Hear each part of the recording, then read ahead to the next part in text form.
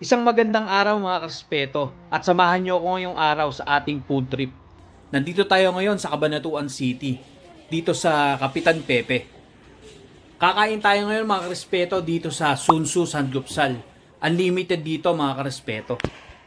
At bago po tayo magsimula mga karespeto ay inaanyayahan ko kayo mag-subscribe sa aking channel na J Respeto.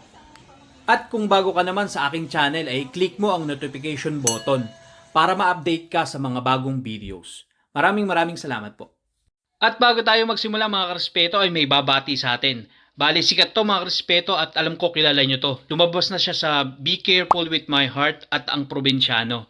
Siya po ay si Tart Carlos. Isang karangalan po na babati tayo ng isang Tart Carlos. Maraming salamat Jay po. Respeto, nako, oh my God, congratulations sa inyong channel at sana more subscribers to come. Ikulab mo naman ako, napakayabang mo rin naman. Kala mo kasino ka.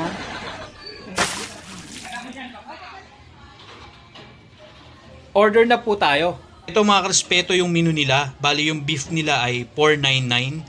Meron siyang 9 different flavors ng beef. Tapos meron na siyang shabu-shabu. Tapos yung pork nila is $4.49. Meron siyang 5 na different flavors at may shabu-shabu na rin siya. May chicken din sila mga karespeto na may dalawang flavor. Tapos may kasama na rin shabu-shabu yon. Meron din silang a la carte mga respeto kung gusto nyo ng ibang drinks, mga ibang pagkain din meron din sila. At pwede din mga karespeto na mag-add-on kayo sa shabu-shabu nyo. Pwede nyong mag-add-on ng lobster ball, crab ball, or crab stick. At located nga pala to mga karespeto sa M. De Leon Avenue dito sa Kapitan Pepe, Cabanatuan City. Ilalagay ko na lang yung link ng page nila dito sa description mga respeto. Sineserve na mga karespeto yung sanggupsal natin. So marami, nakita nyo naman marami siyang mga side dishes. Meron siyang macaroni salad, tapos meron siyang fish cake, kimchi, meron din siyang potato, tapos meron din siyang mga may cheese din siya para sa dip ng ating meat, tapos may lettuce din. Meron siyang unli din na iced tea. Nilalagay na rin ni ate yung beef inuki roll natin. So, pinapry na rin niya para ready na. Di pa masyadong mainit yung tepa natin. So, hintayin lang nating maluto to mga respeto at gutom na rin kami. At sa mga naghahanap mga karespeto ng makakainan dito sa Nueva Ecija or nandito kayo sa Cabanatuan City, pumunta kayo dito sa Kapitan Pepe. Marami ditong makakainan mga karespeto. Halos lahat ng gusto nyo na pagkain nandito na. At sa mga mapapasyal nga pala dito sa Cabanatuan City, huwag niyo pong kakalimutan pumasyal dito sa Kapitan Pepe dahil andito po yung pinakamasasarap na pagkain dito o restaurant dito sa Nueva Ecija. At ang kagandahan pa dito mga karespeto, malapit ito sa SM Cabanatuan. After nyo mag-mall, pwede kayong dumiretso dito. Dito na kayo mananghalian or maghapunan sa Kapitan Pepe. Kapag nagpunta ka ng hapon dito mga karespeto, lagi itong full pack. Diyan sa labas maraming waiting pa rin hanggang ngayon. Masarap dito mga karespeto kaya pinipilahan talaga. At samahan nyo kami mga respetong kumain ng dinner. Kain po tayo.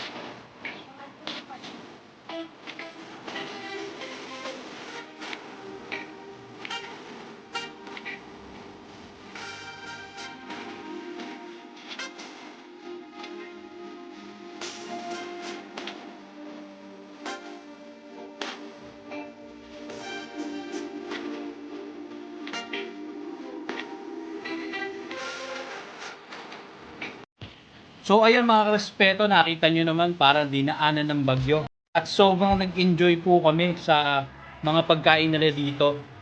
Thumbs up po, masarap ang pagkain nila dito. At sana, pag napasyal kayo dito, subukan nyo rin dito sa Sunsu, Sangupsal dito sa Kapitan Pepe. At dito nagtatapos mga karespeto ang ating food trip ngayong araw. At sana susunod na food trip natin ay samahan yung muli ako. Maraming salamat mga respeto sa laging pagsuporta nyo. At magkita-kita tayo muli.